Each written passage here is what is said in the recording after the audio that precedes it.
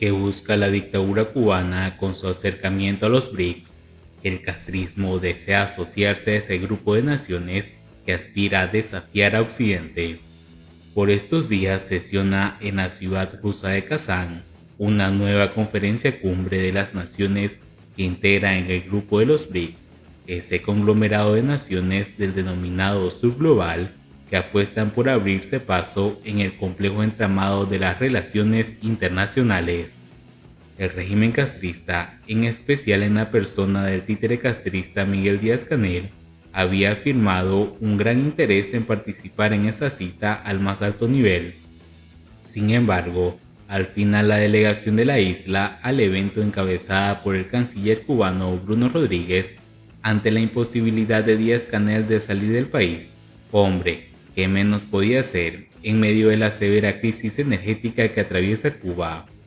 Mas, sea de una u otra manera, lo que resalta es la gran motivación del castrismo por pertenecer, en este caso en la categoría de asociados, a esta agrupación de naciones que tiene de gran aliado de la dirigencia cubana al presidente ruso Vladimir Putin, al principal protagonista de este cónclave en Kazaján. Este acercamiento del régimen cubano a los BRICS se asemeja al empeño de La Habana por ser aceptada como miembro observador de la Unión Económica Euroasiática, esa especie de integración económica formada por Rusia y varias de las naciones que integran la extinta Unión Soviética. En ambos casos, se hace evidente el afán de la dictadura por conseguir a toda costa algún tipo de ayuda que logre atenuar la desesperada situación económica por la que atraviesa la nación caribeña. No obstante, la realidad parece indicar que muy poco va a conseguir Cuba desde el punto de vista económico mediante su acercamiento a cualquiera de estos grupos de naciones, porque para la plena inserción de un país en un determinado mecanismo de integración económica, el país debe contar al menos con algún producto o grupo de productos que puedan exportarse y que interesen al resto de las naciones del referido mecanismo integracionista, como era el caso de la isla cuando pertenecía al Consejo de Ayuda Mutua Económica.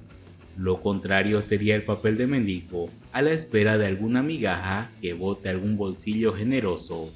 Y ese papel de mendigo es el que le corresponde a Cuba al colocarse a la sombra de cualquier mecanismo de integración económica, sin ningún rubro de exportación que pueda sacar la cara por el honor del país. Solo invocaría lástima del resto de sus contrapartes ante el recrudecido bloqueo de Estados Unidos, como ellos lo llaman.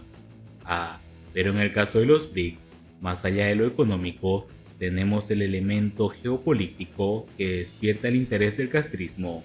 Si echamos un vistazo a los miembros fundadores del BRICS, Rusia, Brasil, India, China y Sudáfrica, notamos que son naciones indudablemente con un peso económico en el ámbito internacional, pero sobre todo de no muy buenas relaciones con Occidente. Claro, nos referimos a Brasil de Lula, no a la de Bolsonaro. Un segundo bloque de naciones de integración del BRICS, Irán, Etiopía, Emiratos Árabes Unidos, Arabia Saudita y Egipto, son naciones también no muy identificadas con el mundo occidental. En ese sentido, el bloque de países que integran los BRICS, por lo general, son condescendientes con Putin en relación con su invasión a Ucrania, apoyan a los terroristas de Hamas y Hezbollah en el Medio Oriente y manifiestan tolerancia hacia regímenes dictatoriales como son Venezuela y Nicaragua. Y como es de imaginar, en ese conglomerado de naciones se sienten como peces en el agua el señor Miguel Díaz-Canel y su cohorte de seguidores. Siguiendo con las noticias, hay que guapear la solución del títere castrista al hambre y los apagones en Cuba. El día viernes, durante un recorrido por el poblado de Calimete, en Matanzas, el gobernante cubano y títere castrista llamó a los cubanos a guapear en medio de un fatídico escenario de escasez de alimentos y apagones producidos por la pésima gestión de su gobierno.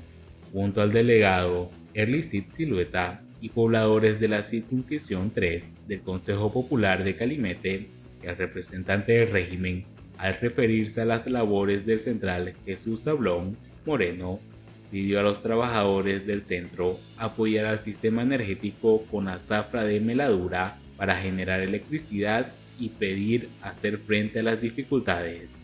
La familia de los trabajadores con los que se está desarrollando el autoconsumo van a tener más alimentos. Entonces, todo esto se ve potenciado si en cada lugar vamos haciendo las cosas bien. Nos vamos inspirando con esos ejemplos buenos, dijo el títere castrista. En su opinión, los problemas del país nadie los resolverá.